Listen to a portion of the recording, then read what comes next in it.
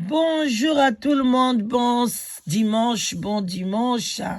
Vraiment, bambote ebele, bisika bizubino, zambalo la bate la bino, ba shalom, ba homme de Dieu, ba chantre de l'éternel, ba salam alaikum. Nabande kola biso ba musulman, boboto bondeko, naba oya catholique, lelo eza dimanche, vraiment zambe amona biso, to tanga psaume 91 et kosala biso kitoko makasi. Et puis voilà, na ye na mwa exhortation moko ya tongo et na yoki yango topesi mama Betty bambote ebele oya tindelaki biso yango, tolobi pourquoi pas to partager yango pe mama Betty na kati ya London leki ya propre ya na biso ya Marie-Jeanne. Voilà. Donc, tu peux se merci belé. Moi, lumière. Oh, la baby ici. Et comment mon lili? Ici, voilà. Donc, bande konangai. Ah, c'est quoi ça? Bon, toutefois, il y a un quelques exhortations. Donc, bande konanga, voilà.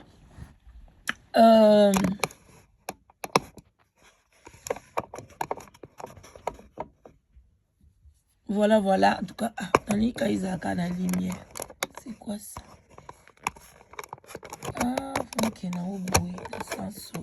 Ah, ok. Voilà. Donc, bandeko nangai, moi exhortation et ça l'a bien moi et l'olimbis na moi dérangement exhortation oyo et ça linga bien et puis singa penza ba idée ebele to solo là na sens ya bateau balinga ko envier baninga oli ko envier. En tout cas, tous appels na matanga ya mama Chalamwana, to pesi sous vraiment te présenter ba condoléances à la famille biologique na ye, te présenter ba condoléances à la famille musicale et puis na famille artistique, te présenter na ba condoléances na biso peut vraiment essayer biso passi malgré tango azaki na bon moi malgré banzembo na ye hermoto yoki hermoto lekisi mais liwana ye en tout cas esali ke to kindo kundola banzembo na ye nyoso akala to chayango to yoka yango vraiment ayembaki mingi ayembaka kitoko makasi. En tout cas vraiment que son âme repose un peu, mais de son vivant aussi il y avait batoupe bande pe ko envier ye nga pe na yemba lokwa achana mwana ngai pe na zana mbongo lokwa achana mwana ngai pe na tambwa na ba jupe ngai pe na zala boye. Mais en soi ye moko pasaki na vie na ye o bande ko sala pe pasi parfois l'aime ça zaki ko pasi ndeni pe abota te yo la msu nzamba pesi yo mabota msu pe na vie na ye abande pe ko pasi ndeni ni na balate na zana mobilité anga moko tam msu pe na vie na ye azali na maladie moko boye bamsu balobi azaki diabétique. Donc bande ko na ngai ngwana il faut pas envier komona te ke muto yo mona ye ke parce que aza métis aza na ye bien aza suki milai nga funa chaka ba perruque tango okende pe kuna okuta epe na likambu na ye. En tout cas nde basala mukili oyo mema nkolo mutu nyonso amema yango kaka. Donc bande ko na ngai ngwana tokoyoka mo exhortation oyo e ko inspirer biso ke totika na biso ko envier à la fin okozana eloko moko te. Voilà, c'est partant. Cette histoire s'adresse aux personnes qui ne sont jamais satisfaits de leur vie et qui considèrent que les autres sont toujours plus heureux qu'eux. Pour comprendre l'histoire, regardez bien jusqu'à la fin. Il était une fois un corbeau qui était très malheureux dans sa vie. Un jour, il se mit à pleurer alors qu'il était assis sur la branche d'un arbre. Un moine était assis sous l'arbre. C'est alors qu'une goutte de larmes de tristesse du corbeau tomba sur la joue du moine. Le moine a levé la tête et a vu qu'un corbeau pleurait. Il s'adressa à lui en disant « Qu'est-ce qu'il y a, mon ami? Pourquoi pleures-tu » Le corbeau a répondu « Oh, le sage, je suis vraiment bouleversé par ma vie. Personne ne m'aime. Les gens... » Voilà, l'isolo oyo ezolobela batu oyo bazaka jamais satisfait na vie na bango, baza ba insatisfait. Donc bamona kake mboka vandi à Londres eza bien te, fona ke nanga kovanda na Birmingham eza bien te, fona ke vanda na Liverpool, à France et baby nango, na moni fona déménager na Belgique, à Hollande kutu, il faut battre sur Hollande ba koya na Belgique, ba musu ya Hollande ba ya ba komi su ko regretter et comme il faut ba zonga na bango na Hollande. Donc bande ko ngai bato a modèle wana baza toujours insatisfait, aza mobali na ye mazo envier ka mobali ya muninga oyebi te soki mobali wana mutako kufa na ye noki. Donc l'aime sou vivre non. Alors il y avait un jour le corbeau boyebi corbeau azali ndeke moko baza tout noir azaki na likolo nzete azolela lobi nga balinga ngai te naza bien te azolela, alors que il y avait un moine. Donc mutumoko boye mosambeli azalaki na sanzeta vandi na azo prier ba moine wana bazaka mingi na bamboko yo na catholique pe ba moine bazali, mais moine oyo azali moine oyo ya ba indien. Alors avant d'être na sanzete azo prier na ye azaki vraiment concentré amoni matanga litanga moko ekwele liye atali boyezaki corbeau mutazako lela atuni pona nino epesi epasi alobi ndeko corbeau ozolela pona nini. Alors aebise nazolela parce que ngai balingaka ngai te, batu balingaka ngai te, bandeke balingaka ngai te, nazali vraiment na couleur pe ya mabe, nazali le plus vilain ya bandeke nyonso tout yango na lingi nini vraiment soki babandelaka mokili ou bien soki okoko edenga o changer nga na koma ndenge mususu boyoka suite. Chasse en disgrâce. Personne ne me donne rien à manger. Tout le monde me déteste. La mort est préférable à une telle vie. En entendant la parole du corbeau, le cœur du moine était rempli de compassion. Il dit alors au corbeau, « Mon ami, nous devons apprendre à être heureux, quelle que soit la condition dans laquelle nous sommes. » Mais le corbeau n'a pas compris la sagesse de ces paroles et continue à pleurer. Alors le sage lui dit, Corbeau lobi, papa sage, ngai na mona kapasi, mutu akabelaka nga aza te, mutu alingaka ngai aza te. Mutu mote kutu azwanga capture nga tianga ta na ndaku na ye, abanda opesanga biloko akolia. Papa sage alobi te, fo sepela kaka ndenge ozaleli. Yaya, soko sepeli ndenge oza, okomona ke vie ekozala nango bien, ekozala nango okozala malamu, na ndenge yo ozali, kotala na yo libanda te. Compare-toi na ndenge ozali. Développement ya mutu basi ezalaka a partir ya ye moko. Lelo ke na komi boye, alobi na kozala boye, lobi na moni na tanga na progresser boye. Donc voilà, la comparaison n'est pas raison. Ayebisie mendeko corbeau na biso andima ki kakate. Azaki kaka kolela. Ne t'énerve pas. Dis-moi ce que tu veux être. Je peux le faire avec mon mantra. Le corbeau devint heureux et dit, « Oh, béni soit-il, si tu veux me faire une faveur, alors transforme-moi en cygne. » Le moine répondit, « Entendu, je vais te changer en cygne. Mais d'abord, va voir le cygne et demande-lui s'il est heureux dans sa vie ou pas. Vas-y et apprends à le connaître. Prends ton temps. Je t'attends ici. » Le corbeau s'en va.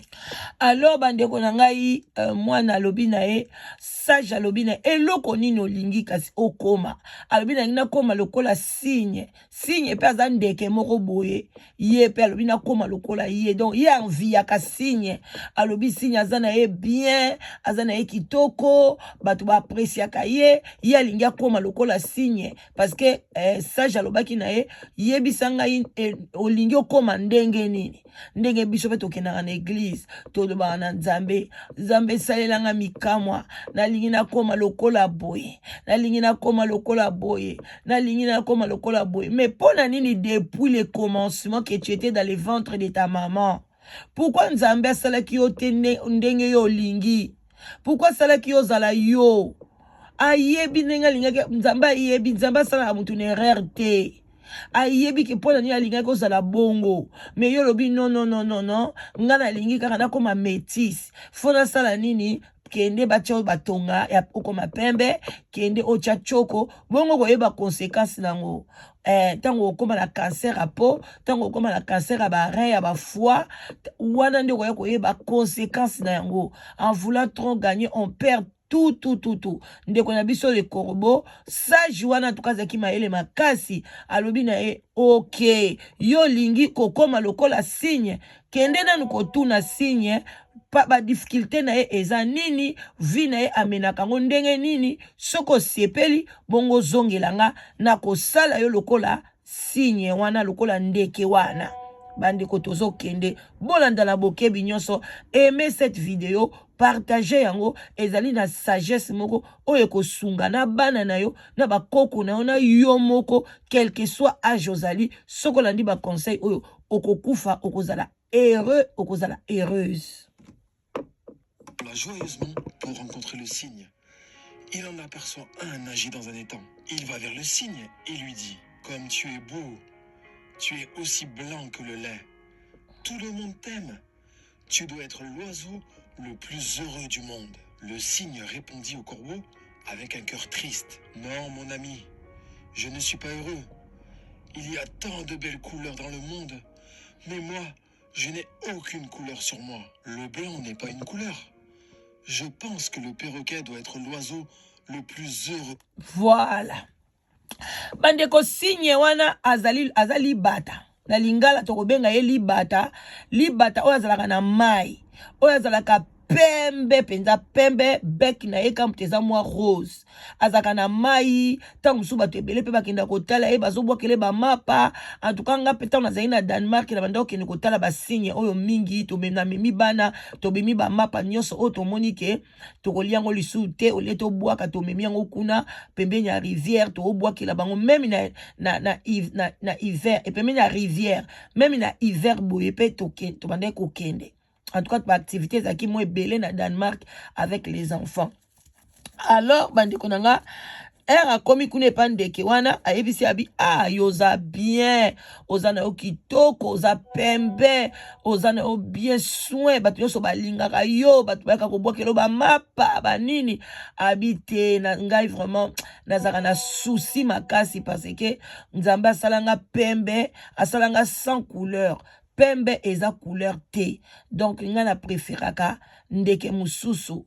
Alobaki na ye, je crois, bon, to na oyo kango lisusu na bosani, ndeke wana za ba couleur ebele. Donc, ye pas au préféré, ndeke mususu, yende nga za bongo a se sentirane à l'aise te.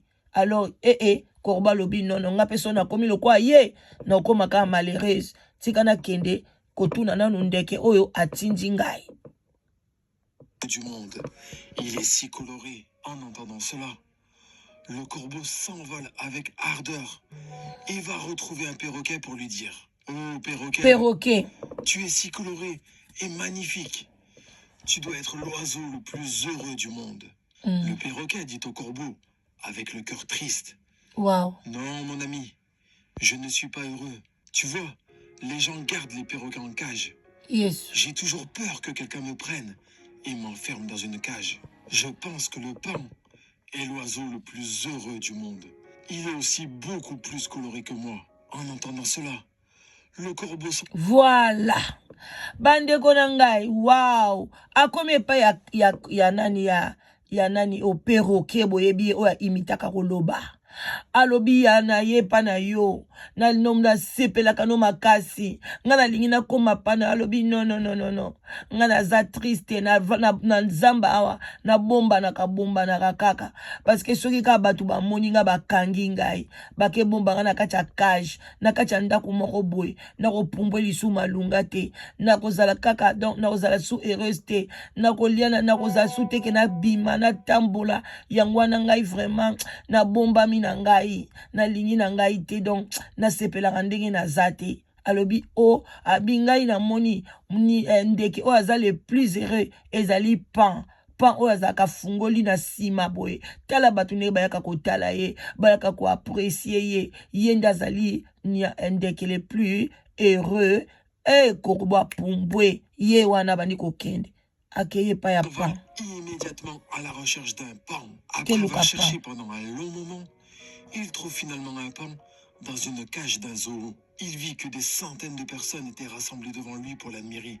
Après que les gens soient partis, le corbeau s'approcha du pan et lui dit « Cher pan, tu es si beau. Chaque jour, des milliers de personnes viennent pour te voir.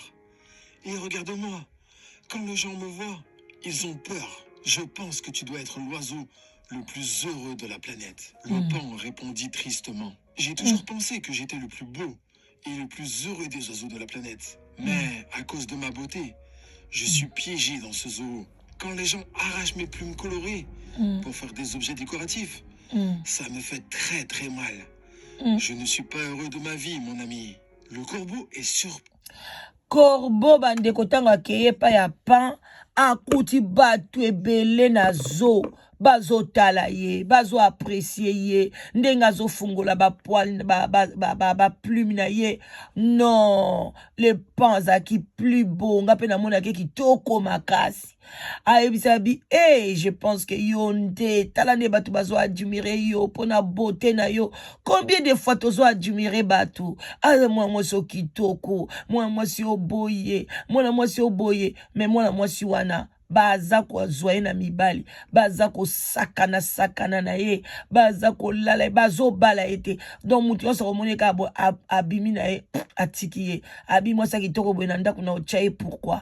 Nazwi ye kutu na pete nyonso, nazwi ye na boye. Yaya tala koanvie te basi ya kitoko ebele bandeko na nga biso tokotelema te. Yo mo ntango otala olobi pena un bon homme comme ça mobile kitoko boye na lali na ye na à côté na nga. Bongo basi ebele o ba jeune fille ya ba 30 ans ya ba 25 ans aomona bango te aomona bango te aomona ka ngai yo mama oyo. Donc bandeko na ngai to envie te corbeau tanga komi wana envie pa yebisi ye oui à reconnaître na kitoko na bien batu ba admira kanga batala kanga ba kutu na bayaka nga ba musala na kafo bakanga nga bachanga na zo kovanda na zo eza nango mabete eza nango pe place à luxe place à bien mais na souffraka bazwaka ba plume na nga bazo benda sans anesthésie yaya sans anesthésie pasi pona basala nini bakende ko décorer bandaku na bango esalaka nga pasi basala ngo ba objet ko décorer boy na boy batekaka ngo bapiaka nga kutu eloko te. Donc bandeko na nga esalaka nga pasi na kolinga te nga na préféré nazala na nga yo corbeau corbeau ayoki bonga bi non ye wana zwi nzela kei. Pris d'entendre ça de la part du pan et lui demanda « Si tu n'es pas heureux, alors qui est, selon toi, l'oiseau le plus heureux du monde ?» Le pan répondit « J'ai examiné le zoo très attentivement et j'ai réalisé que toi, le corbeau, tu es le seul oiseau qui n'est pas gardé dans une cage. Les gens n'essayent pas de t'attraper et de te piéger. Ces derniers jours, j'ai même rêvé que j'étais un corbeau. Je pourrais... » Voilà. Yepe corbeau atika qui était atounie pour selon yo. Yo moni ndeke nini oyaza le plus beau, le plus heureux ya monde. Alobi na corbeau, ngana mona keza yo. Cette fois-ci a trouvé quand même un moto. Oya lingaka ye. Parce que tanga bandako kende kotuna bandako lo kende pa ya perroquet, kende pa ya cygne, kende pa ya boye, mais pas le plus joli, le plus beau du monde. Abi non ngana apprécier yo nde corbeau, yo nde ozana yo mutukutu akangaka yo azate ozana cage te oza libre osalaka oyo yo olingi kolia boy olingi osala boy batukutu oh non mon Dieu. Corbeau tali abi yaya yo wana mimona ke oza mabe yo wana mimona ke soki ndenge nini yaya sepela ndenge oza yaya eloko eleki bonne santé ezate yaya.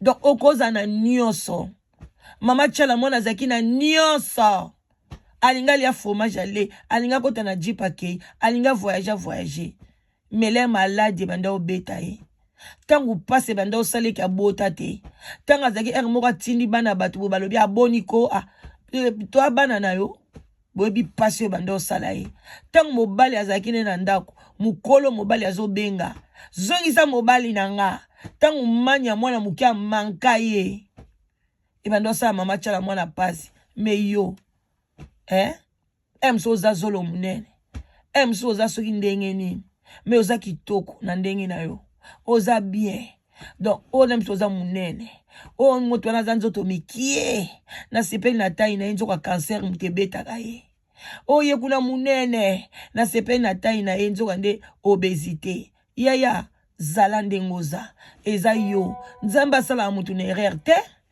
okoma kosambela kolia bajeni nzambe pesanga libala pesa jamais kutosambelaka royaume des cieux owelela libala eloko kotika bakopesa mobali bokutana mobali akobeta yo lokola mwana mokie osuka wapi yaya toyoka fe ya likambo tokomi na suka.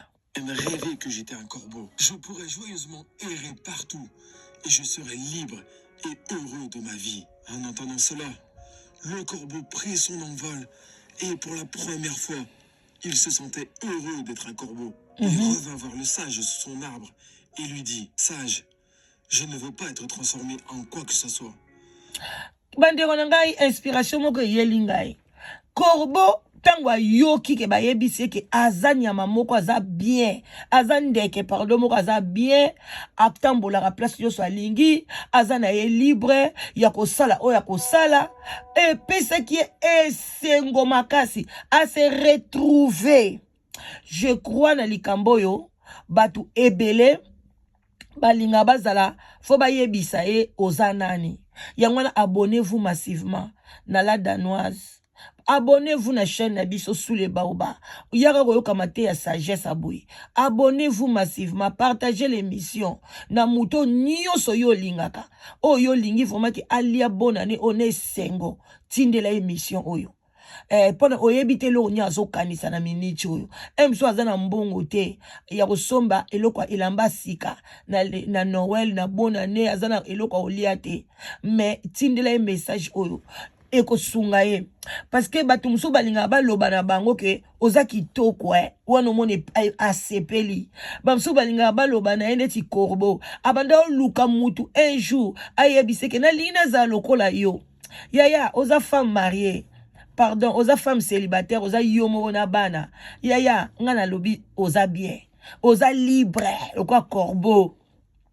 Olie loko lingi, olala lingi, kota wifi ndengo lingi, redike pe banana, on zamba opio ka sagesse d'intelligence, ko envier les mariés ko envier bangote, parce que bangonde wana, makamona ngana bala me kende okuta, mobale osale boye, alobake loko te, azata na eloko moko te, mbongo uta sala ka simba rangote, nyoso na compte mobile, moi je connaissais une femme burundaise. Donc ngai to alinga sombelamba akosomba yamba na kombo na nga il dit que non mobile na nga tala mama Rita linga nga mingi akabeli nga blues tellement ayeb na Danemark ayebaki la dano zando lingola ta mingi mobile na e ande konjima nzoko ezaki ngati ezali mbongo ni mofwa bomba mobile na kosombe loko oya lingite akokolia ndenge ya lingite mais akoya kobetelo petolo ke naza marié yo komi ko envier ye nzoka nde avivaka aza malheureuse. Alors sepela ndengo zali oza femme seule sepela yo moko sepela ki ozala seule ozaki na mobali olingi no lisute alors tango komi seule ko envier baninga te pono yebi ndenge ba souffrir te oza marié sepela fana na libala na yo kolinga to koma seule. Oh na moni libala ngo kaka tika na kende na ngai na koma seul tango koma seul tu vas encore regretter yaya hiver yé vous en a besoin mouta chauffer yo o ba benga chauffage naturel voilà donc ko envier te yo ndengo za sepela bandi to komi na biso ko chité. Je suis très bien comme je suis. Si nous regardons dans nos vies, nous trouverons que c'est Corbeau aye ko zonga papa sage et pas moine alobi moine pardon na lingi na ngai te na kolela na nga lisusu te na kotika na nga ndenge na za corbeau yaya eloko oyo epesa bino leçon to suki wana voilà bandeko na ngai nous faisons des comparaisons inutiles avec les autres, et puis nous devenons tristes. et nous nous maudissons. Nous n'apprécions pas ce que nous avons. Et tout cela conduit à des cercles vicieux de malheur. Vous devez apprendre à être heureux avec ce que vous avez et ce que vous êtes, au lieu de regarder ce que vous n'avez pas et ce que vous n'êtes pas. Il y aura toujours quelqu'un qui aura plus ou moins que vous. Si vous continuez à vous comparer aux autres, vous ne serez jamais en mesure d'être heureux. Une personne qui est satisfaite de ce qu'elle a est la personne la plus heureuse au monde. Partagez cette vidéo autour. Voilà. Donc, bayebisi biso na suka, mutu oyo olingi ko se comparer na batu, okozalaka jamais heureux na vie na yo. Surtout ba comparaison oyo ya jalousie. Oko souffrir plus. Yo wana oza YouTube zonga kotala ba YouTube baninga, azui combien de views. Yo wana oyaka kotala biso linga kaka yango boliaka bambongo ya YouTube oliko zaka ko motema pasi. Yo wana oza no mwindu olika kokoma pembe. Yo wana otanga ba classe na yo ya bien olika kokoma soki ndenge nini il faut longwa osundola bana fona kesa na Congo ngafona saka na Congo na zambongo ebele mbongo ezakuna ya nzamba benisa yo place alobi ye moko otie makolo na yo epesa melio yo lingo ozala na Congo ozala na poto ozala yo moko lingo ozala na ba monde place ebele yaya okoka te au vivre te au kufa vent. Alors à bon attendeur, salut, bon dimanche à tout le monde. Tokutani na live na biso toza toujours na matanga ya mama tchala mwana. Alors bande onanga botika la malamu tokoya ko sala live. Vraiment beau partager vidéo oyo et puis beau liker yango massivement eza leçon morale. Biso toya pona to lamsa conscience. À bon attendeur, salut, bye bye, bisous.